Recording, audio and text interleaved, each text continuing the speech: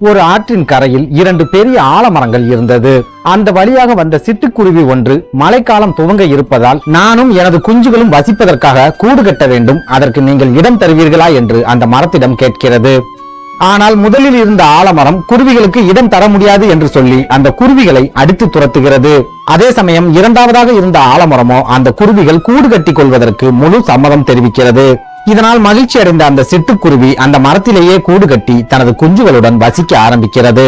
சில நாட்களிலேயே வேறு சில பறவைகளும் அந்த இரண்டாவது ஆலமரத்தில் வந்து கூடு கட்டி தனது குஞ்சுகளுடன் வசிக்க தொடங்குகின்றன.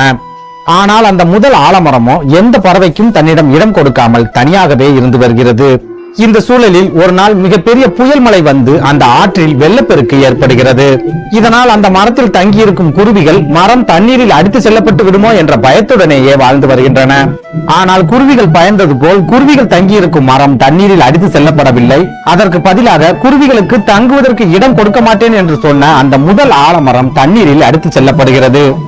இதை பார்த்த அந்த குருவிகள், நாங்கள் தங்குவதற்கு இடம் தரமாட்டேன் என்று சொன்னாய் அல்லவா, அந்த பாவத்திற்காகத்தான் நீ இப்போது ஆற்றில் அடித்து செல்லப்படுகிறாய் என்று சொல்லி அந்த மரத்தை பார்த்து சிரிக்கின்றன.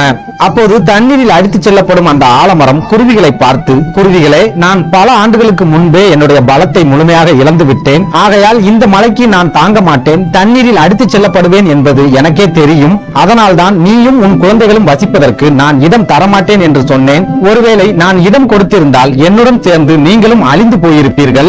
நீயும் உனது குழந்தைகளும் நல்ல வாழ்க்கையை வாழ வேண்டும் என்பதற்காகவே நான் இடம் இல்லை என்று சொன்னேன். என்னை மன்னித்துவிடு என்று சொல்லிவிட்டு அந்த ஆலமரம் ஆற்றோடு போய்விடுகிறது. இந்த கதையின் நீதி, நம்மை நிராகரிப்பவர்கள் அனைவருமே துரோகிகள் என்று நாம் எண்ணி விடுகிறோம். ஆனால் ஒரு சில நேரங்களில் அவர்கள் தியாகிகளாகவும் இருப்பார்கள் என்பதை நாம் யோசித்து பார்க்க வேண்டும்.